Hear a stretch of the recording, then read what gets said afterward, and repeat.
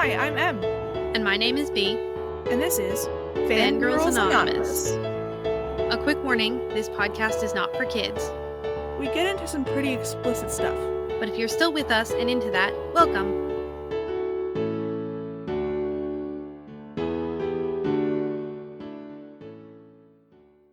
Hello, Bea. Hello, M. How are you today? I am extremely enthusiastic about today. Just so very enthusiastic. Eager. So enthusiastic. Yeah, today's going to be a longer episode. Mm-hmm. We have a lot of ground to cover. Oh, so much ground. And I think the thing is we're also talking about two different ships that are really big. Mm-hmm. So we did this to ourselves. We can blame no one else. But it felt like we couldn't really talk about these two ships without talking about them kind of in the same space. Because we are not choosing sides in this war. Well, no, I am we not. Are not. Professionally, we're not. We have our own stake. Personal stake. Actually, yes. Professionally, as podcasters, we're never going to say that somebody should ship this couple and somebody should not ship this other couple or throuple or whomever. But we have our personal opinions about things too. So we'll get into that. But today we're talking about Stony and Stucky, if you've read the title of this podcast. I will say, though, before we start talking about them, there are only a couple of weeks left when this episode airs to read War Children by Nonymos. The link is in the show notes. And then send us questions, comments, analysis, whatever you want, to our email at mmbepresents@gmail.com. It's going to be super fun talking about the stuff that people have sent us. We can't wait to do that episode. But also, we do have a Patreon. So if you want to support us on Patreon, you can. If you don't want to, go ahead. Live long and prosper, my dudes. But yeah, we do have that. That will also be in the show notes. Okay, we've decided to talk about Stony first. Mm-hmm. And then we will talk about Stucky. And then we will talk about Stony versus Stucky. But Stony is a thing. Will you give us a rundown, Bea? So, Stony is a portmanteau of Steve and Tony, referring to Steve Rogers and Tony Stark from the Marvel fandom. It is a ship that I guess you can say that it has a long and storied history. It is originating in the comics rather than the MCU, although by how far is somewhat in debate. I've seen a record that indicates that some of the first very public, long fic shipping of Stony was in 2007 or just prior to. A little bit ambiguous. Comics fandoms are notoriously difficult in that they are huge and sprawling and have a frick ton of canon in a lot of different mediums. So, depending on where you want to pick it up, it's been a fairly long time. I'm going to break it up into kind of two chunks. I'm going to talk about the comics, and then I'm going to talk about the MCU, because they are slightly different, and they do relate to each other, and they kind of, the MCU builds on the comics, but it's worth talking about them as kind of two different things. Before that, though, I'm just going to point out here that if you're thinking to yourself, why Steve Rogers and Tony Stark, it's, I think, if I have to pin it down, because they both have really big, larger-than-life personalities that are very purposefully set as narrative foils to each other, which, kind of like red and blue ships, it's, peanut butter and jelly. The narrative foils have romantic tension, it seems like, just built in. Okay, so let's talk about the comics. In the comics, both Tony and Steve are, at different points, leaders of the Avengers. And I think there are points where they are co-leaders, so they kind of are doing it together. And both of them, when they are on a team, are pretty much always on the Avengers. So over the course of comics history, they tend to be in very close narrative proximity to each other almost all of the time. There are a couple of notable exceptions, which interestingly didn't necessarily go well for either character, which, add that to your shipping fire. More fuel. And like I said, they're very pointedly narrative foils to each other.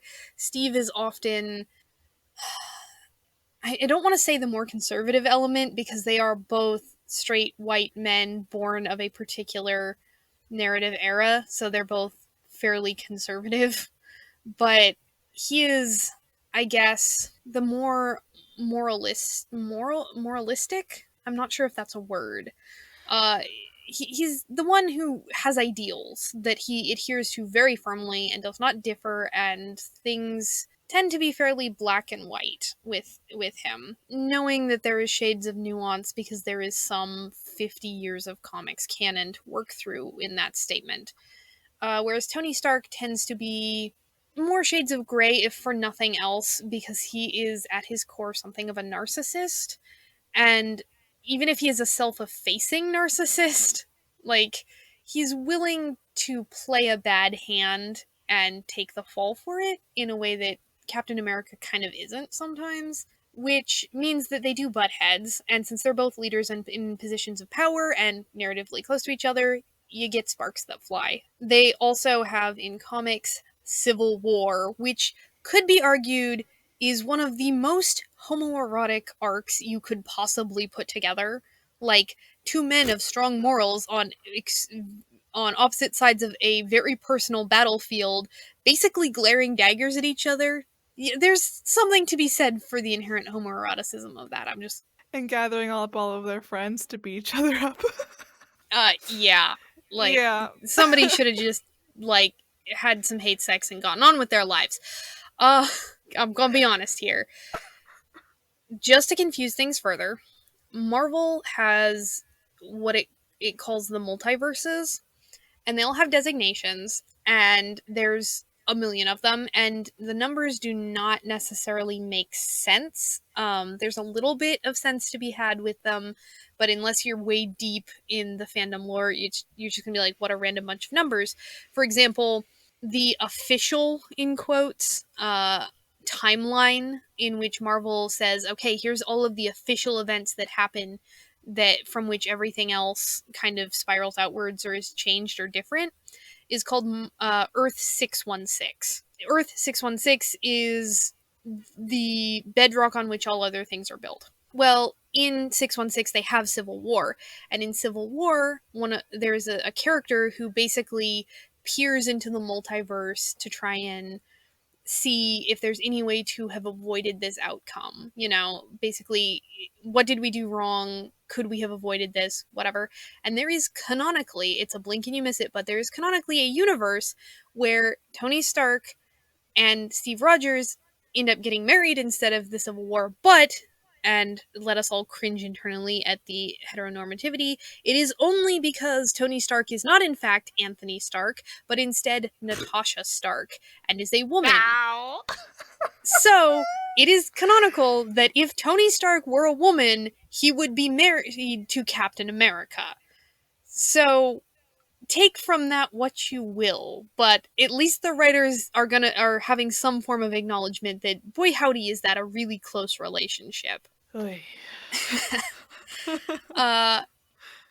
And at the end of the day, all of that aside, I think from a very practical level, if you want Steve Rogers to be queer and you want him to have a boyfriend, in the comics he has a fairly limited cast of characters who could be considered very emotionally close to him.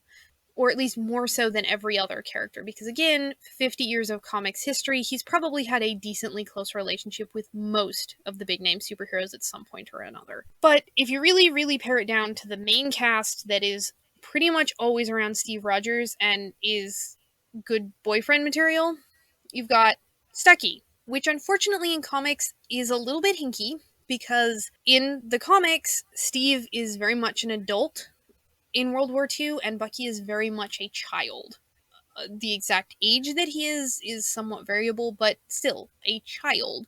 So him and Bucky having a thing is a little bit, at least until you get post Winter Soldier, which is a whole other can of worms. Next on that list is Steve and Sam, which Steve has a long comics history with Sam.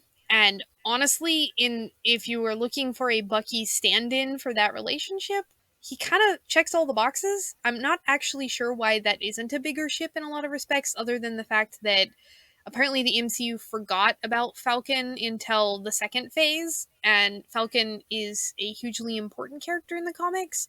Or let's be real here, racism is a thing, and so having a white man and a black man in a relationship might not always be everybody's cup of tea, as harsh as that is to say. I really can't think of any other reasons why that's not a bigger ship. I don't know. Just to say, we don't like racism as a podcast. Just No. ought to put that out there. Which leaves us with our third candidate, which is Steve and Tony, who, again, Tony checks off all of the boxes in terms of he's there, has the long history. He is in a lot of stories with Steve. You get to see a lot of their chemistry together, and they're played off of each other. So, of the three options, I think, at least comics wise, a lot of people gravitate towards Stony because you're like, hey, it's two consenting adult, fully aged men, and we can ignore that racism exists. Which is about all I have to say about the comics, because I'm not going to do a deep dive into them. If you want to do so and tell me about it, please do. It's really fascinating, but you start getting into some complicated continuities and things. So, which leads us to the MCU, which is probably most people's touchstone for this ship, to be completely honest. If you're thinking about these two characters, you're probably thinking of the characters played by Robert Downey Jr. and Chris Evans,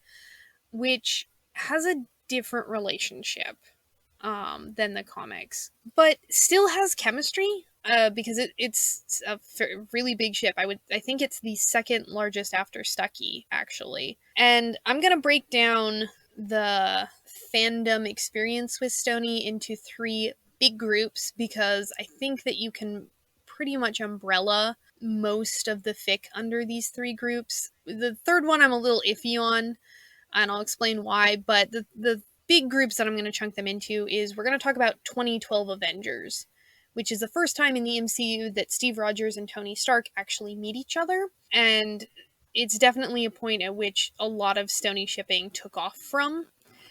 And I'm going to kind of chunk that into one big section all the way up until the Civil War movie, because there's a certain sameness to it. I'm going to say that the next big chunk is going to be the post-Civil War movie. So after the movie came out and everybody saw it and had a lot of emotions about it, all the way up until Infinity Wars, which is another big change point in the MCU. And I'm a little fuzzy on this one because I feel like you could just lump everything from post-Civil War to the end of the third arc of the Marvel movies, and that would make sense too, but I feel like Infinity Wars and after is a little bit different, so I'm going to treat that as a separate group. So, 2012 Avengers. 2012 was a happy, happy time when everything was golden and bright and found family was the word of the day. Everybody lived in Avengers Tower on their own floor, and there were still only 6 Avengers, and Bucky was still dead. And so, you know, the world was bright in terms of Stony shipping. So this particular chunk of fic, from what I have read, has a really strong meet cute flavor. And I say this knowing that this is tempered by the actual canonical interaction in the movies between Steve and Tony being contentious to begin with. Again, found family was the word of the day. Everything was happy and glowing.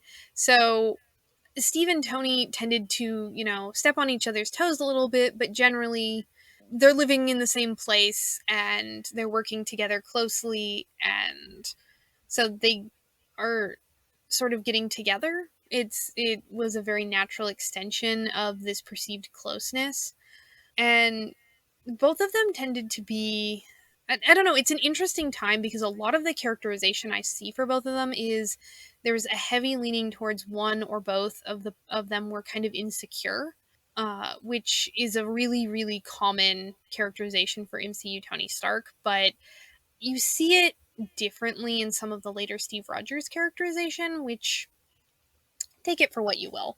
And in some ways, both of them were characterized as simpler characters, I guess, like a little bit more bare bones, which in the same way that a lot of early fandom characterizations are kind of sweet, these were kind of sweet. So I would argue that 2012 is a little bit idyllic. Things generally went well, and a lot of the adventures they went on were very heavily comics inspired. I cannot tell you the number of times that like Doctor Doom is just inserted into a story, not because he ever appears in the MC or ever was going to, but because he's a really good, easy character to just, and suddenly there were robots, and you move on to the next comicsy adventure. Very episodic, funny. Stony in this era was funny. You had wacky adventures. You had the team going out and bonding. It was the line from the Avengers movie about "Let's all go get shawarma." It was that kind of a feeling. Bucky doesn't really appear very often in these stories, unless writers were very carefully reading ahead in comics and were making predictions about what was coming or doing some kind of a fix-it.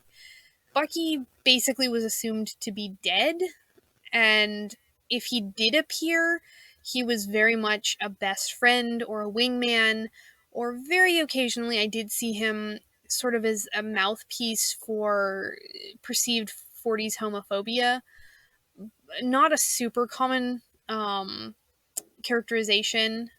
I would argue that if Bucky appeared, he was generally treated pretty gently, even if he was very clearly not a romantic interest for Steve in a Stony story.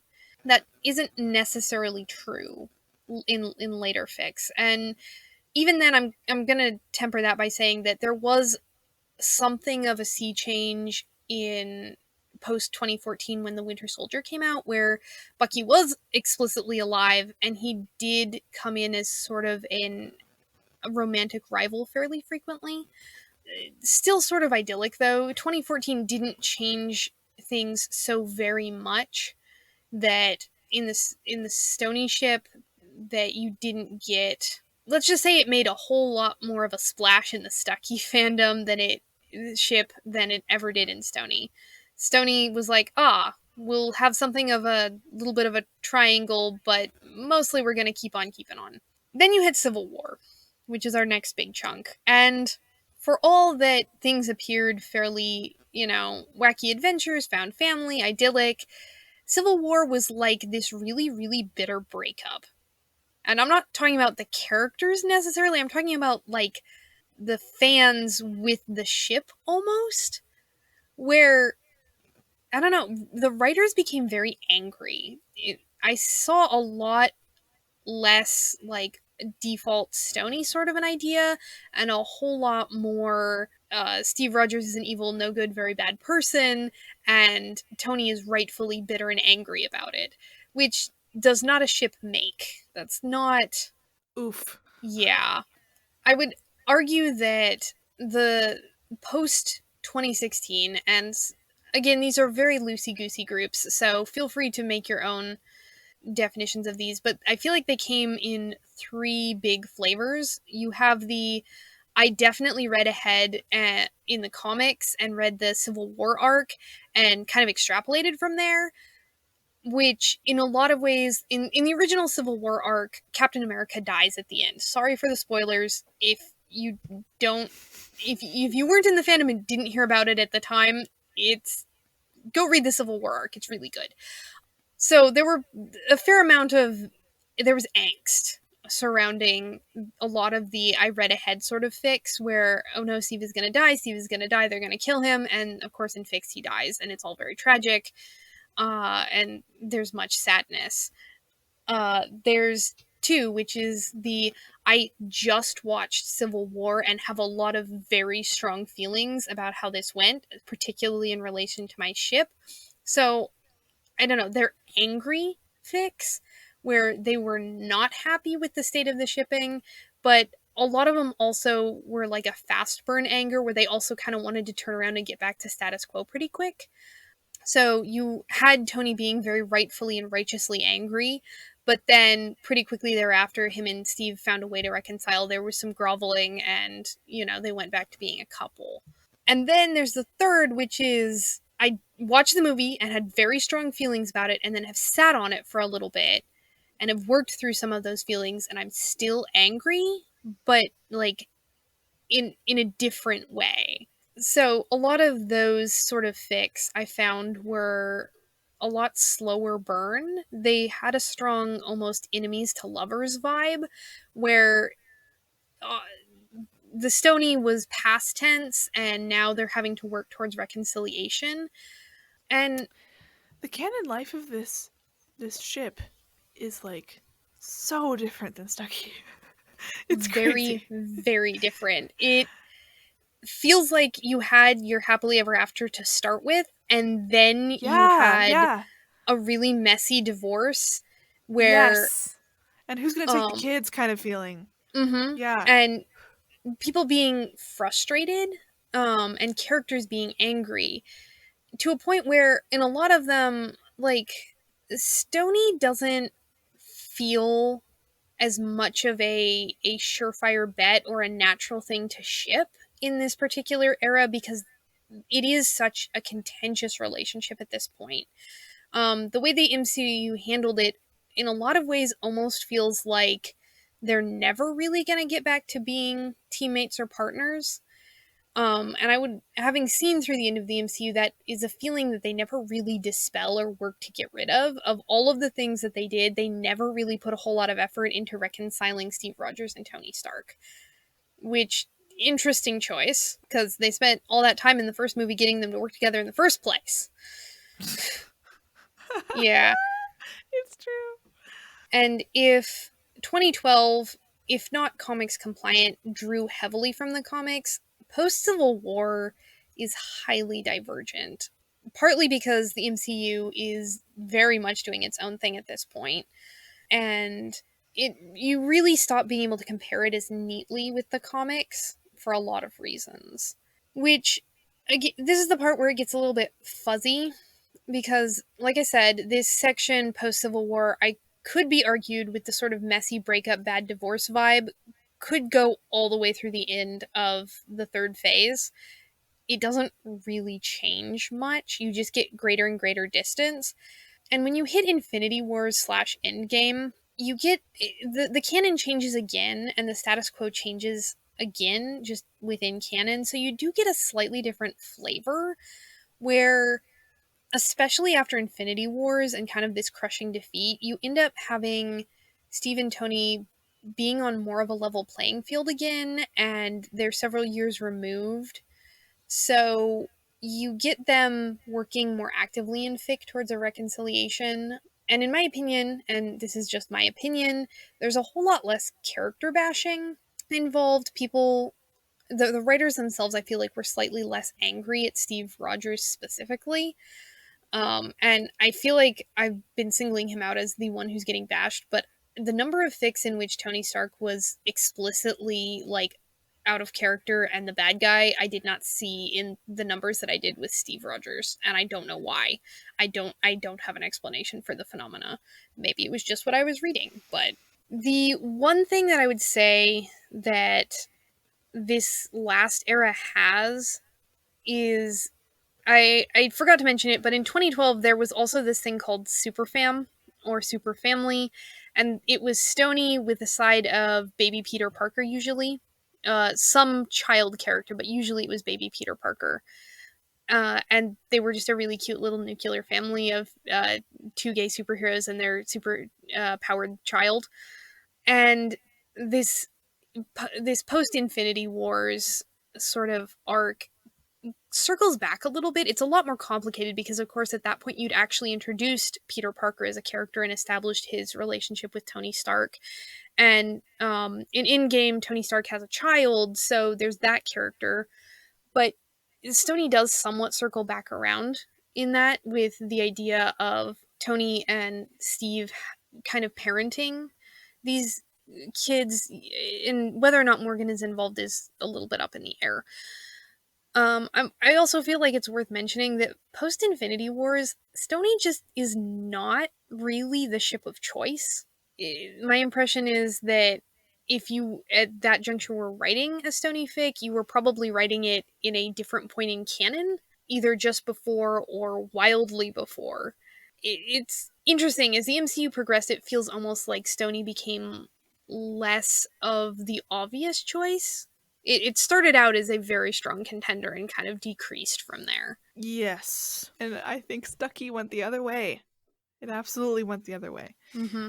We'll talk about Stucky versus Stony later on, but I do want to say that in my opinion, I just don't enjoy Tony Stark as a character because he doesn't ever change. Like, we got some really fun growth, really good story growth, character growth, arc growth in the first movie. Like, in the first Marvel, I have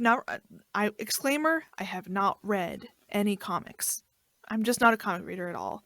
B is, but I'm not. I've seen all of the films often. I'm a big MCU fan, but the first Iron Man movie is great. I really love that film. He's an absolute asshole at the very beginning, very pompous, very self-assured, and then he goes through a terrible thing, and he learns how to not be quite so much of a pompous asshole. But then he never changes after that, ever again. And I think that the worst example of this, or the best example of how bad he is as a character, is in Civil War, where at the beginning of the film he learns that because of his actions, he killed a teenager or a young adult in a different country because of his actions. And then in the same film, he gets a different teenager to fight in a war with him. And I think that that is just emblematic of who he is as a person, and that he just does not change. No matter what happens to him, he doesn't change how he goes about doing things. And it just annoys the hell out of me. If I don't like a character in a ship, I am not going to ship them in a ship. I don't like Stony, as I think anybody can tell listening.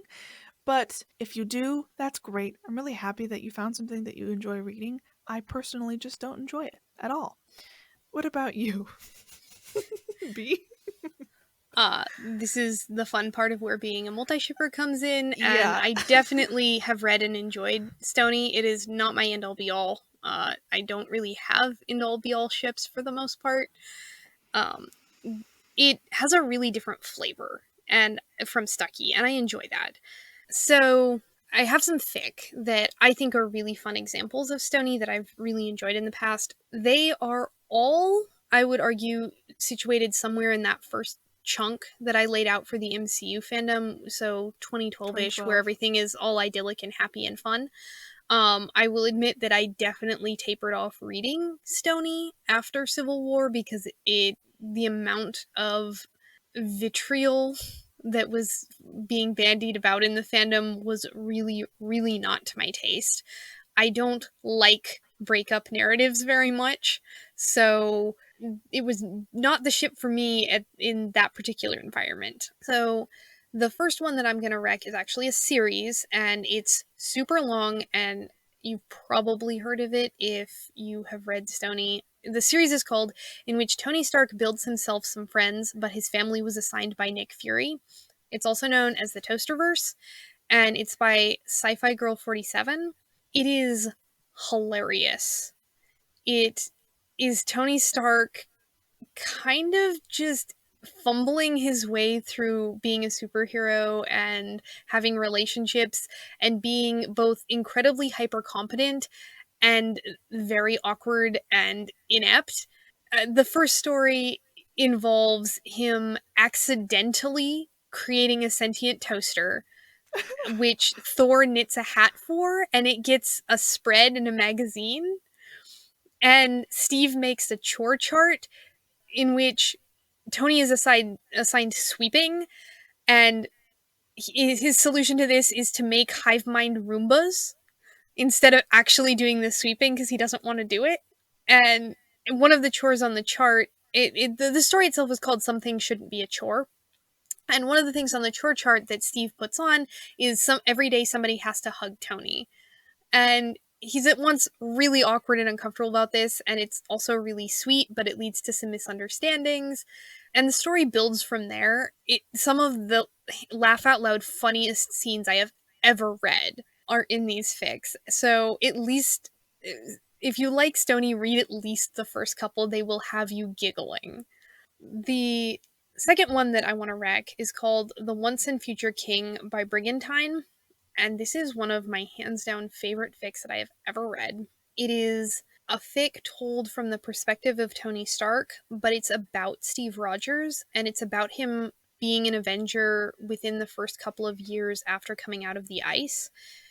And it's a really interesting character study, but also a love story. And it feels really true to 2012 characterization of both of these people. It's really sweet and interesting, and it's a little odd because it draws in like X-Men characters in a way that you don't actually see very often in the MCU, because X-Men is technically at this juncture a different cinematic franchise that they're not allowed to mention or at all. So it's fun, and it totally harks back to canon more. And in a lot of ways, it's a story about Steve Rogers sort of healing and fitting back into the world. And it's one of my all-time favorite fics. I've read it several times. It's not very long. So if you have to read one, I'm going to say read this one. I've never had the concept of Arthur and Captain America in my head at one time, and now that I do, I can't let it go. Yes. No, it's there forever. Yeah, like the Once and Future King, that's him. Uh-huh. And it Jeez. works. It absolutely works. Oh my god. Is Tony Gwyn? I have don't even know no at this idea if he point. has a parallel, but He doesn't. He doesn't. Anyway, sorry, go on. So the third one I want to talk about is called Homefront by Copperbadge. And this one is, again, it's from Tony Stark's point of view, and it's again more about Steve Rogers, but in this case, I think it might be just pre-2012 or a 2012 that is going more comicsy-verse, because they are living in the Avengers Mansion, not Avengers Tower, which is a comics thing. And it's about Steve not being okay, and Tony noticing and trying to help him however he can to be okay again. And this one is interesting because it does deal with heavy themes, and it does it in a really thoughtful, kind of sensitive way. But I love fic. I love it a lot. And sometimes the relationship drama feels like it is straight out of high school. Homefront feels like two adults that are forming a relationship and meeting in the middle and dealing with their own lives in a way that I found really organic and really compelling. It's also just a very sweet story because it's about healing and finding a way forward. It's a really refreshing Steve Rogers in that he is characterized very much as a soldier in a way that 2012 Steve Rogers isn't always. Sometimes they focus a little bit too much on him being a man out of time, or him being still fairly young, or him being very Clark Kentish in his "ah gee shucks ma'am" kind of. This one is a little bit different than all of that, and I really like it. So the last one is a departure in that this one is much, much more tropey. It's called Lost Together by Festive Ferret, and it starts out like a wacky shenanigans hijinks adventure of the comics where Steve and Tony get dumped into an alternate universe. And unfortunately for them, this is a universe in which people have soulmates. And it's the whole, Oh like, my the name of god. your soulmate is written on your arm shtick. The thing is, it's not a happy universe. It's a clicky, paranoid universe where these people believe that basically you really are one person in two different bodies, and once you find the person who is your soulmate, you are always supposed to be together, like within line of sight. You will never be apart. And Steve and Tony are not them. They don't have soul marks. They don't need to be together. And so they're trying to navigate a world where if they don't conform, people will assume they're like a freaky monster demon that look like people and try and murder them. And them having to go on this epic journey through this crazy topsy-turvy world, trying to figure out where they are, how to get back, and having to pretend that they're soulmates and conform to some of these really weird societal rules.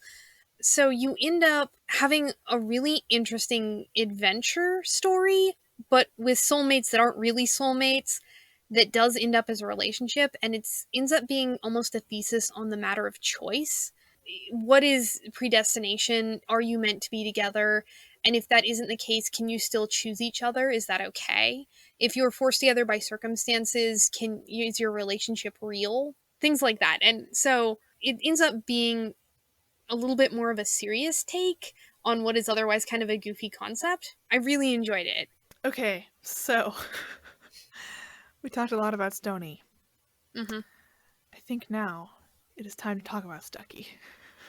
Yes. Let us firmly put it in your wheelhouse. We aren't even halfway done with this episode, folks. Okay, so I'm going to preemptively apologize for how non-linear this is going to be, because for some reason Stucky is just such a big ship. It's hard for me to think of it the way that Bea just did with Stony. Stucky for me is it's an amorphous blob of like ship to me. I don't know why. But that's how this section is going to be. I'm going to try and be as specific as I can be, but just bear with me on this. I definitely ship Stucky. I just need to put that out there. Love Stucky. Short little story at the beginning. The reason why I ship Stucky is because of my mom. Again. By accident. I was in the car with my parents and I read aloud some headcanons that I found on Tumblr that I really liked. One of the headcanons was that Bucky would sleep with Steve in the same bed during winter when Steve was sick, so that he made sure that Steve was warm enough and didn't die. And I thought that was very sweet. I was like, oh, that's nice. I said that out loud to my parents, and my mom giggled to herself, was like, that doesn't sound very straight. And I was like, in my head, like, yeah, it kind of doesn't. And then that's when I started shipping Stucky. And inadvertently, my mother made me a Stucky ship. There, I was 15, by the way, so one of the earliest ships for me. They're also called Winter Shield, which Bea and I have had conversations about how it's funny how there are like different names for different ships and how there are different naming systems and stuff. They're really interesting, but it's also called Winter Shield if y'all need to know that. So the two main people are Stephen Grant Rogers and James Buchanan Barnes.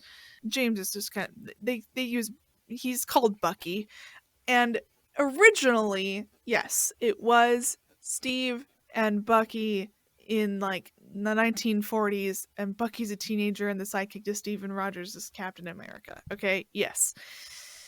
And it was more like a father-son dynamic in the comics. Think straight up Batman and Robin, but you know, Captain America. Yeah. There's always been like, people talking about like, wow, that's such a homoerotic relationship, especially with Robin and Batman. But anyway, it wasn't that. I don't think that dynamic was really that at all with Bucky and Steve in the comics.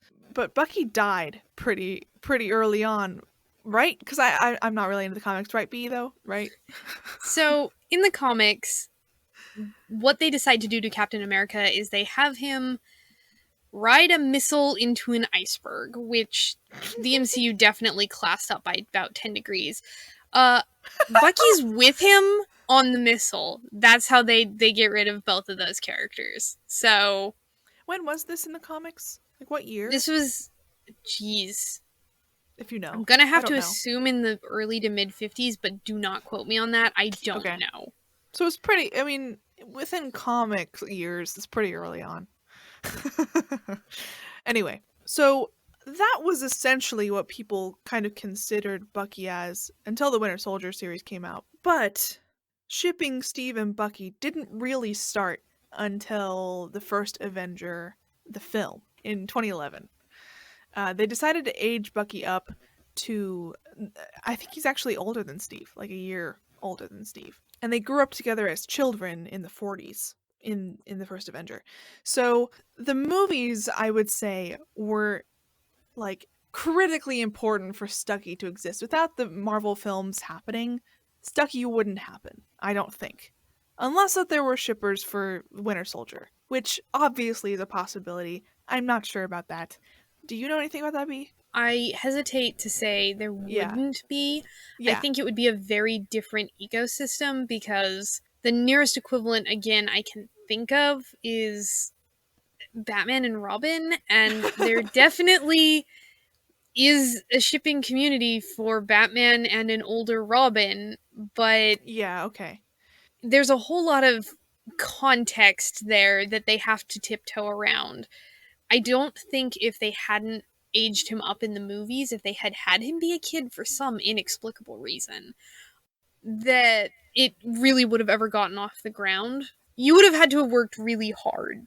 What I'm trying to say is, like, in the Winter Soldier comic series, there weren't any shippers, you don't think? Isn't he an older dude now? Yeah, he is older, he's an adult, but I think it would have still been more like a shipping Batman and Robin thing because the first Robin is an adult now in comics Yeah. and has been for a lot of years, but it's still weird to ship him with Batman, even though they're both adults, just because It's such it a was father-son thing, a yeah. father son thing. Yeah. And in the comics, post Winter Soldier Bucky is a very different person, but his actual overlap with Steve Rogers is not the same as in the movies. They have been best friends since playing together on the playground and at school. Like, that's where they start off in relationship wise in the films.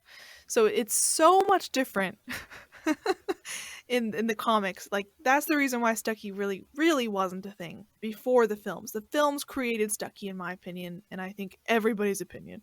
But let me just get into the films a little bit. So essentially, in the first Captain America film, Bucky and Steve are roommates. Oh my god, they were roommates. And it's set in the 40s. They're best friends. They have been for a long time. And Bucky has just been enlisted in the military. And Steve, who is this like little pre-serum Steve, there's a difference between pre-serum Steve and then Steve. People use the tag pre-serum Steve in AUs and fic when they want to describe a thin, small Steve versus the tall, brawny Steve, which is Captain America. I also want to point out that sometimes people who write fic do not tag pre-serum Steve or post-serum Steve or whatever. And in my head, I call that Schrodinger Steve because sometimes in those fics that are not tagged, it's not immediately apparent whether Steve is tiny or big. It's so annoying to have to read that fic and constantly have in your brain like how a scene would work out if he was a big guy or a little guy. Like, you have to have both roads in your brain at once, and I call it Schrodinger Steve because he's both tiny and big at the same time. Until you know, it's hilarious. Steve in this movie is trying to get enlisted over and over and over and over again, and he keeps getting like not enlisted because he's sick and he's tiny, and like he wouldn't be a very useful person to be out on the field in this World War II era. So Stanley Tucci plays Dr. Erskine or Erskine. He was a German scientist who's been commissioned by the U.S. government to create a super soldier serum. It's a big deal. And Dr. Erskine sees Steve at like another enlistment office, and he's just like, okay, like he has a conversation with him, and he realizes, Dr. Erskine realizes that Steve is a great guy, and essentially he wants to use him as the first person to put this super soldier serum in, because of this whole deal where like the serum makes the person like bigger and stronger, but also what's on the inside of the person gets a lot bigger and a lot stronger. So if there's any amount of bad in it, then the bad would get bigger and stronger. Erskine thinks that Steve's a great guy, so he really wants him to have this super serum soldier thing, whatever. Okay, so Steve does get big, and Erskine dies, and nobody, like, the way to make the serum dies with Erskine because of a couple of things, because of the story. And so Steve's the only person who gets to be a super soldier. And eventually he goes to the front and he finds out that his best pal Bucky's 107th Infantry Regiment has been captured by the other side of the war. This whole time, Bucky's been out fighting war and stuff. And then Steve just decides that he's just going to go rescue Bucky. And he does. He does rescue him, and they become part of the Howling Commandos. But then later, Bucky dies in a terrifyingly, stupendously sad scene where Steve is reaching out to Bucky on this really tall, like in the mountains, crazy fast moving train, and he just sees Bucky die. Just sees him die. At least he thinks he does. It's very sad. And then later in the film, Steve crashes a giant airplane thingy into a giant iceberg, and that's the end of the movie. And well, I mean, Steve wakes up in the future. Like Captain America gets comaed in ice essentially, and then wakes up in the future in 2012. And that's how the Avengers exists. So that's the first movie. Bucky is an important part of the film, but everybody thought he died. So after that movie, people didn't really they shipped him. They shipped them. They liked doing fics about them as kids. I think that was definitely a thing. But he died. So there really wasn't any. They didn't think there was going to be any future films between them. No more canon fodder was going to be a thing. So I would say that the shipping literally exploded after the Winter Soldier. TWS, I don't even know how to put this. It was. Have you ever seen anything like it, Bea? Have you ever seen anything like that where one piece of media can instantly revive a ship like that? I don't know. I don't know if I have seen it that fast before. Oh, I've probably seen it, but I'm struggling to come up with an example. Yeah. But it really was a complete 90-degree turn. Yeah. It was let us go in a different direction. Yeah, in The Winter Soldier, it's revealed that Bucky, instead of dying, he got captured by Hydra, who, let's just say that they're Nazis. I mean, they're just kind of a different type of Nazi, right? And he has since been mind controlled and turned into a super spy. Oh, he also has this wickedly cool metal arm with a red star on it, super communist propaganda red arm or a metal arm kind of thing. And he's also been cryo freezing every time, or in between all of the missions. So he's still hot. He's not this. He's not some haggard looking dude. He's still hot in the movies. And it just so happens that around that time, in this time, Steve has also become unfrozen, and he is now Bucky's new mission, which is funny. And the entire film is Bucky trying to kill Steve. That's basically the whole movie. There's more stuff happening, and it is absolutely top 5 Marvel movies for me. It might even be my favorite one. I love that film. But it's also incredibly romantic. Because it is a man who does not remember this other man. And the only way that Steve is able to get Bucky to remember him is by saying a phrase that they said to each other in the 40s, which is, "I'm with you till the end of the line." Holy crap! It is so romantic to me and to many other people, because the fic absolutely just exponentially grew after this movie.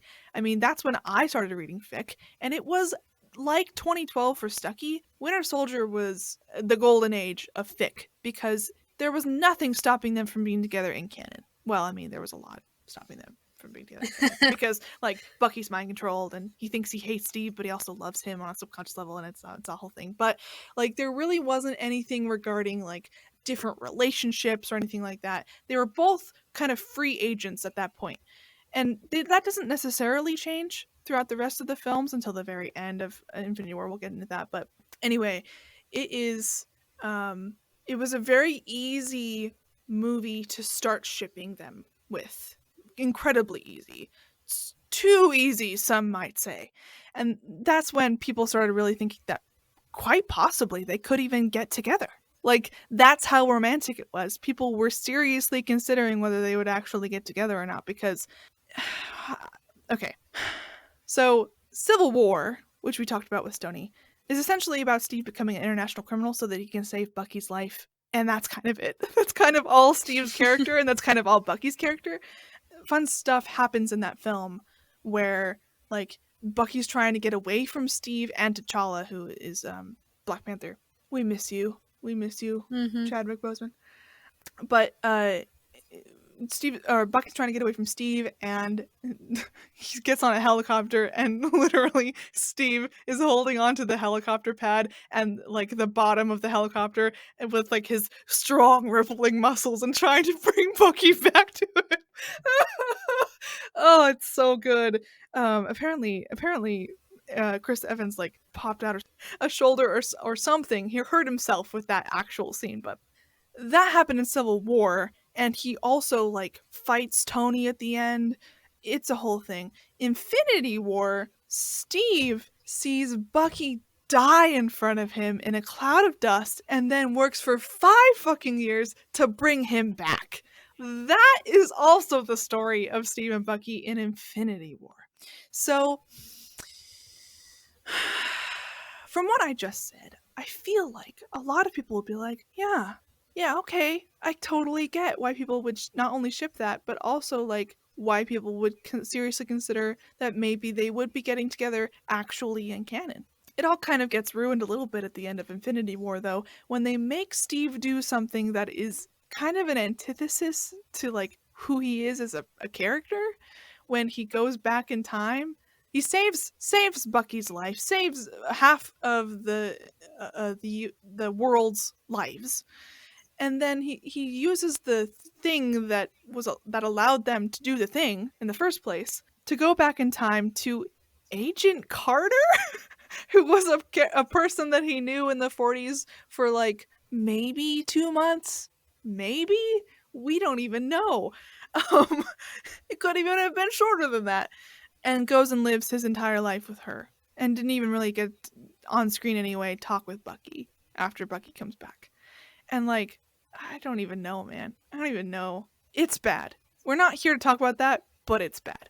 So I have this post that I found on Tumblr a couple years ago now, but I thought I would read it out loud because I really think that it really synthesizes everything that the ship is about, essentially, and why people read it, read fic, and why people love it, and why people ship it. So let me read it out loud.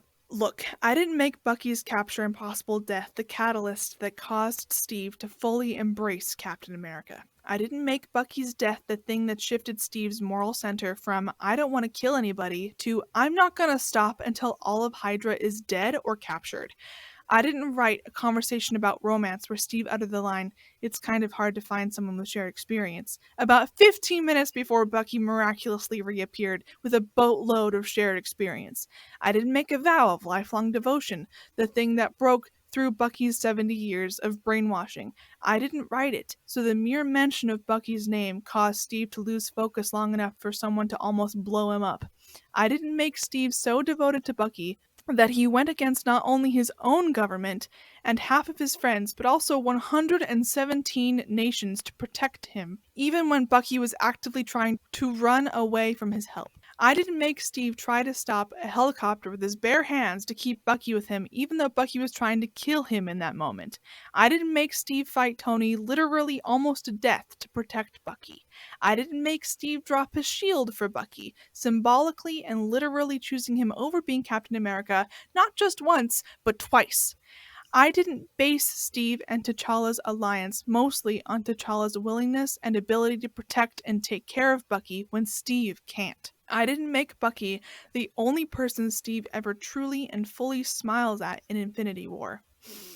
And I definitely didn't choose him as the person to disintegrate before Steve's eyes, leaving him shocked and devastated. In short, I didn't write Bucky Barnes into the traditional role of Steve Rogers' love interest, but I sure as hell noticed when Marvel did. That basically covers everything that in canon their romance, I would say, was about.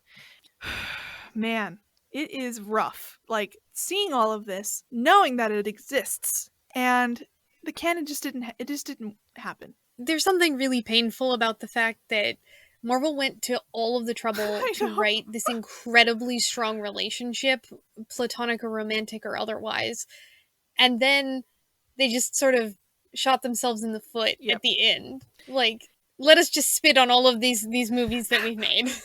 What? It's like they didn't know what to do with it. It's like they didn't know how to continue that relationship without it being romantic. It's either that, or they looked at it and went, well, we don't want Captain America anymore.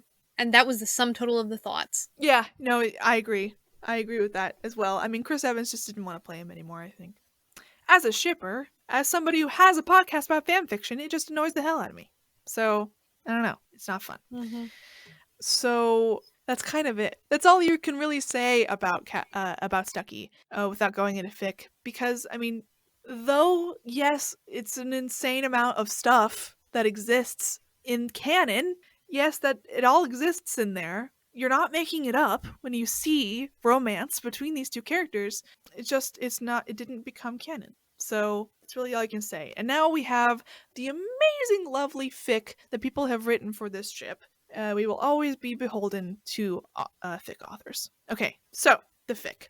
This first fic, I think you wrecked it. Or did I wreck it? Yes. You must have wrecked it. I wrecked it to you. Oh, you wrecked it to me, just not on the podcast. I think I actually wrecked it on the podcast once. Probably. B gave me this fic, and it is a gift. Thank you so much for wrecking this to me, because it is so good. It is Sweet and Simple Things by Allecto. It is kind of a male bride aid. It sounds funny when I say it, but like male as in like letters. It's like it's a male bride. order. Mail order bride. Thank you. It's a mail order bride AU, but not really, because when you think of mail order bride, you think of like somebody who has bad intentions or something like that, but it's really not. It's set in 1870, and basically Steve is rescuing Bucky from a bad situation by being like, hey, I want to like quote unquote buy this guy, but it's really not that. It is incredibly sweet, like the title would allude to, and it's really more about like learning how to trust a new family, essentially. So Steve has baby Rhodey and baby Tony. They're not babies, but they're like little kids, and he needed somebody to help with this little family that Steve has, and because he owns and runs a ranch. He does, so he don't yeah. got time. He just doesn't have time to be a mom, essentially, or to be a parent in the way that these two kids need. So Bucky is there to do that. And Bucky and Steve knew each other when they were kids. So that's why Steve was like, no, I want this person. Also, Natasha Romanoff was kind of in the Yeah. same situation as Bucky, and Yeah. so she knew how to get him out. A lot of fun cast of characters are in this little town, this area. So it is wonderful hurt comfort. The ending will fuck you up. Sometimes I just reread the ending just for fun, just because I want to cry. It's so good. It makes me so happy. It's like 40K. It's a good light beach read, but oh my god, everything about this fic is so good. B and I have literally talked about binding this fic, like making it into an actual book, because it's that good. Ugh, what do you think about it, B?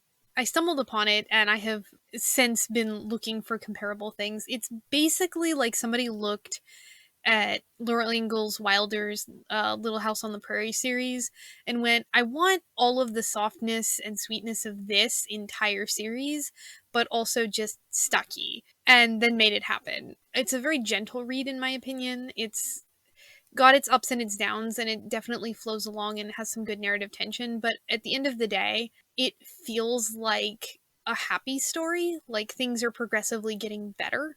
And I don't know about everyone else, but sometimes I just need to read a story like that, where it's just things are progressively getting better. It's okay now. And it's sweet. It is very sweet and simple, and it's perfect. It's a perfect fic, in my estimation. So, kind of the opposite end of the spectrum. This next fic is not sweet, and it is not simple. I think it's like 200K. It's quite a long fic. Little Lies to Get Me by OhCaptainMyCaptain. Oh man, so this fic is pre-canon. essentially. It's talking about the years before the first movie starts for the Captain America series, about their lives, about Bucky and Steve's lives, because it is in canon that they were roommates. They were living together in the same apartment after Sarah had died, Steve's mom. And it's essentially them trying to get through life as a couple of poor bachelors. And it is long and complex, and there is some non-con stuff at the very beginning because that's kind of how the story starts a little bit. I think that after chapter 6 though, non-con stuff is just not doesn't exist. It's an older fic, so that kind of stuff tended to be more prevalent in older fic at that time. You know, if you don't like that, like, don't read, please don't let anything spook you out, but it's very well written, and it goes between the two perspectives of Bucky and Steve really well. I really enjoyed this fic. It was one of the first fics I ever read, just ever, and just like Twist and Shout, it taught me a lot about a lot of things. It's very good. Go read it if you want a long, complex, kind of harder to experience, but still very satisfying fic. The next one was actually the first fic I ever wrecked on this podcast.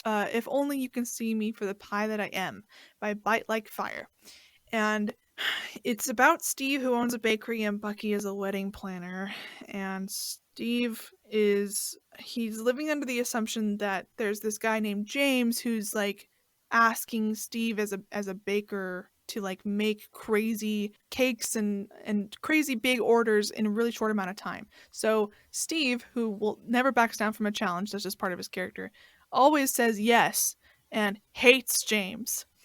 And then there's this guy who comes into the bakery and he says his name is Bucky, and they start dating and like fall in love, and Bucky doesn't tell him what he does as a person, like as his job. So eventually Steve finds out that they're both one and the same, and it's really, really good. There's this scene where there's an apple pie involved, and it's not sexual at all. It's just one of the sweetest, most lovely little scenes you'll ever read. Oh, it makes me so happy. You'll understand if you read it. It's really good. Okay, then this last fic is called Bleached Bones and Fallen Snow by Leveragehunters. We've talked about Leveragehunters before, pretty dang sure. They have written some very good fic. This is my favorite fic. I can say that because it is the fic that I will always reread. I love it with all of my little heart. Yes, my favorite fic happens to be a Stucky fic. I feel like there's always that favorite fic of every pairing, but this is my favorite fic of just all time. It's shorter. There's only 4 chapters. I think it's only 20k. It's about Steve. Well, at the beginning, his name is actually Istvan, because it's a Steve death AU, essentially. Istvan is a person in a small village somewhere in the north thousands of years ago, and he is born. It's written the way that they would have considered him at that time. So, like, his lungs don't work very well. It's not called asthma, it's just his lungs don't work, and his back is not formed correctly, and he considers himself a burden on the village. So when there's a particularly bad winter, he decides that he's just going to go out and have a walk and then never come back in the middle of the night. And he dies, essentially. He decides to die for his village, which works really well with canon, actually, now that I think about it. But he dies, and he opens his eyes to see death in front of him, and Death is this like really hot black guy and with like apparently like the universe in his eyes or something like that. It's very cool the way that they described him. And Death is like, that was really, really dumb of you to do that, but also incredibly brave. I have been Death for a really long time, and I want to hand the mantle over to somebody else. Are you willing to do this for me? And eventually Istvan is just like, yeah, all right, I'll do it for you.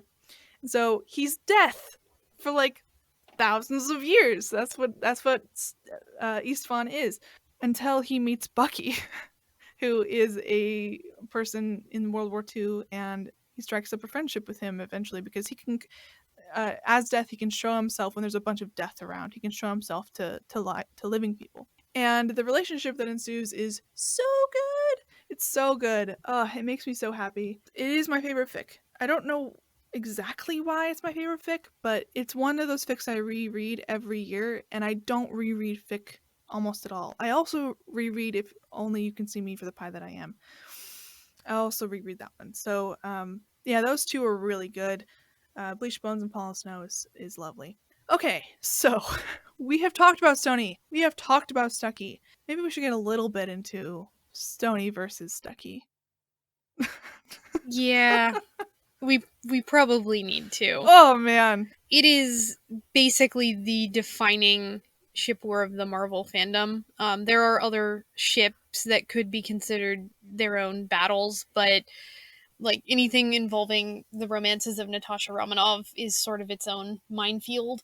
But these two are the big sides that people pick, and they're usually actually pretty hard and fast in my experience. With like, there is not a great people do not defect very often. No, they They don't. stay with the ship that they enjoy. Although, like me, there are people who kind of wander aimlessly back and forth across the line and maybe find a third side somewhere there in no man's land. Yeah, as somebody who has read both Stucky and Stony, I get why some people like one more than the other. I would say that Stony has a lot more of a comics feel and a comic feel. It, in my experience, is more meet cutes and AUs and wacky adventures and hijinks and, you know, the functional lives of two superhero husbands with a whole gaggle of team members and sometimes some super kids.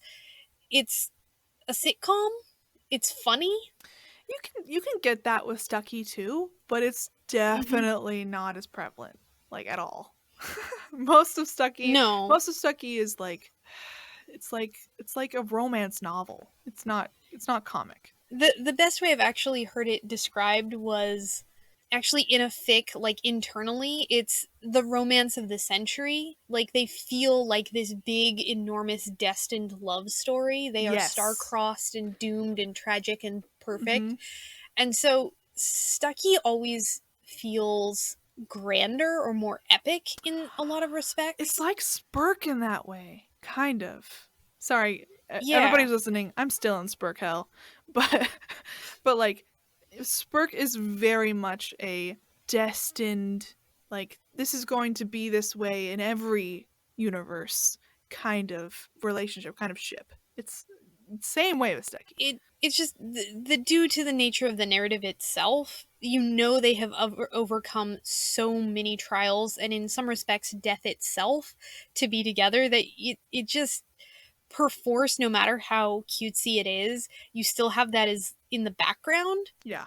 So I don't know, it's a very different flavor. So if you're looking for a lighthearted ship, Stucky might not always be the first choice in the Marvel fandom, but if you're looking for something that feels like it's a grand story, like grand in the sense that it is big and encompassing, Stony isn't always that.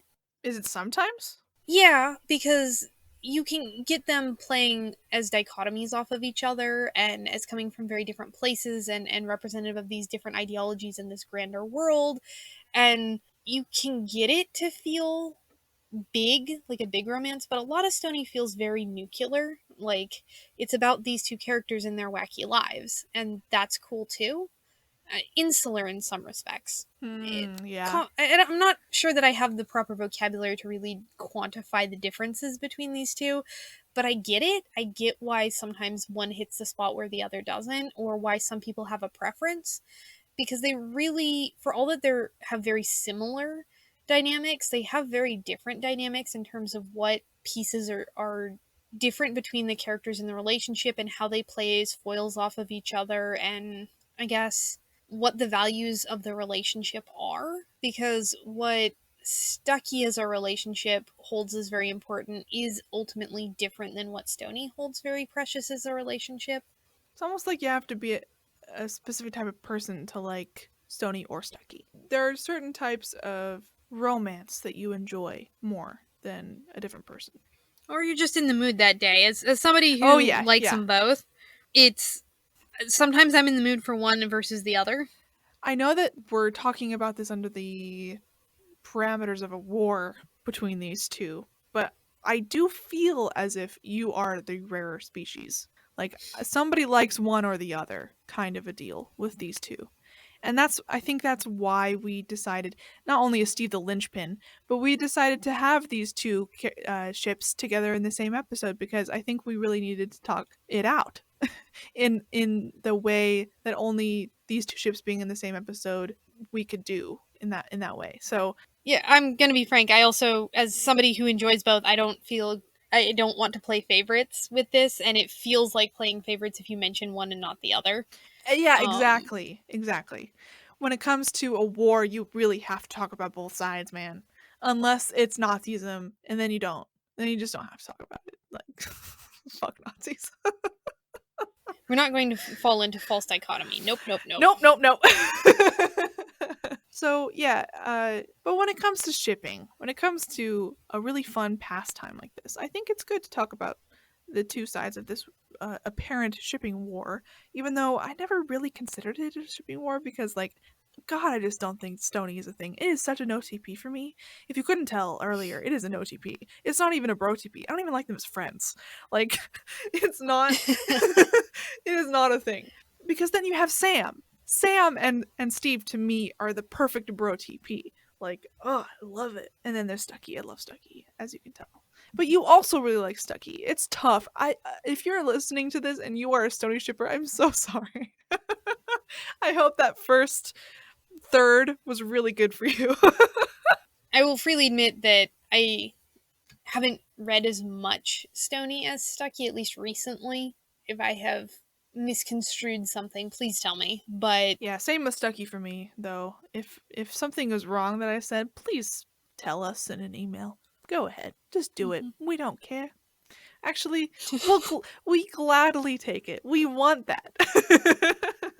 the Marvel fandom is enormous, friends. Please go out and find ships that you like, because I can assure you there is some ships somewhere that you will enjoy. Like, go find Clint Coulson stuff.